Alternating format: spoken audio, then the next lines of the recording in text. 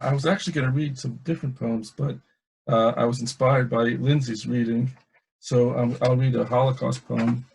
And I was asked for a part of this project to write a poem in kind of response to a visual image. So there's a book called New Voices, Contemporary Artists Respond to the Holocaust. And for this project, contemporary writers of different genres were given a visual image. So this was the image that I was given. You can see it. It's a famous image. It was in the New York Times, and it's from 1932. And this is a menorah. This is inside the apartment of the rabbi, the chief rabbi of Kiel's home.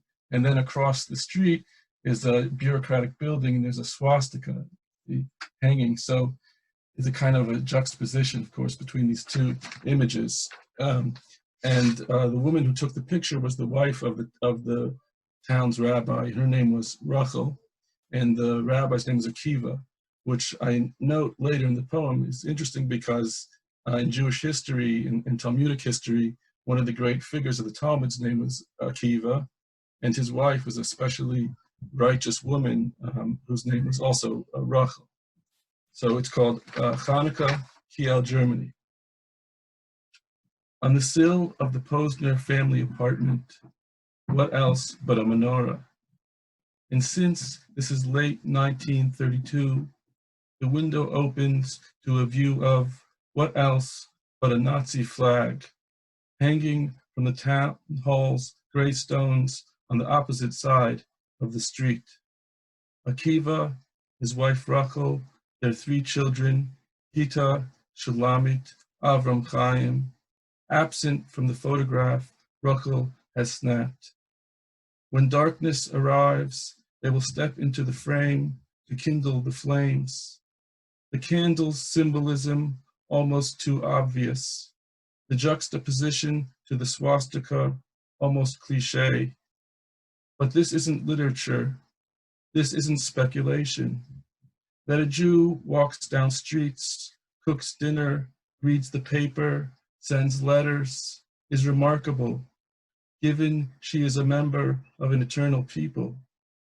And here is the 8-branched mitzvah object on the 8th night, the precise physical proportions, the blessings governed by finite rabbinic rules to draw the infinite God into this shoebox of a world, like soul into body.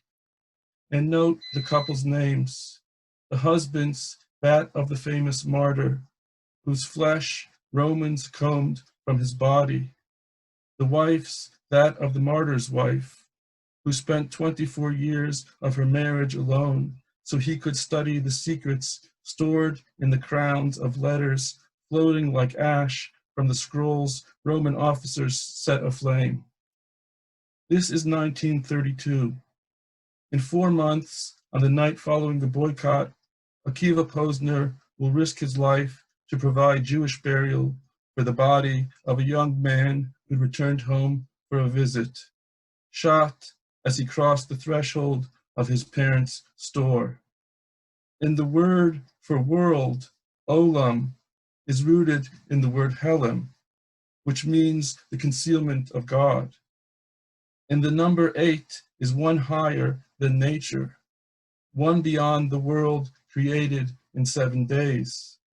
But we still have not found out what 6 million means. I'll read one more poem.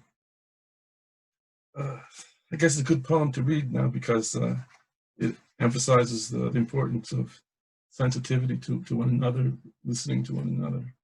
So it's from my second book. It's called Conjoined Twins. And I want to say hi to my wife. She's listening. You already heard her say hello, so let's say hello. All right. Conjoined twins. My father was a resident in the hospital when my young mother gave birth to them. 2 bodies and 1 heart. And hearing that the pathologists at that teaching institution were coming to learn the lessons science's rare cases could teach, my father turned the combination of his locker and concealed the stillborn baby boys in a box. Early the next morning, another Jewish resident stood over the bodies with my father, performed the ritual circumcisions in the silence of an unoccupied delivery room. Choose names you would not otherwise use, the rabbi had instructed over the phone. At the burial, my father asked why this had happened. Perhaps you are not as religious as you should be, the rabbi answered, and the answer plunged God into concealment for my father. I looked quickly and saw them embracing, my mother later said, of the two boys who were to be born between Purim and Passover. One was named Mordechai, who gathered all the Jews when they thought they had been forsaken. And one was named Pesach, the holiday when all Jews, even idol worshippers, were freed as long as they desired to go. And they left their bondage and arrived at the mountain where the Midrash states they camped in the desert like one man with one heart. Thank you.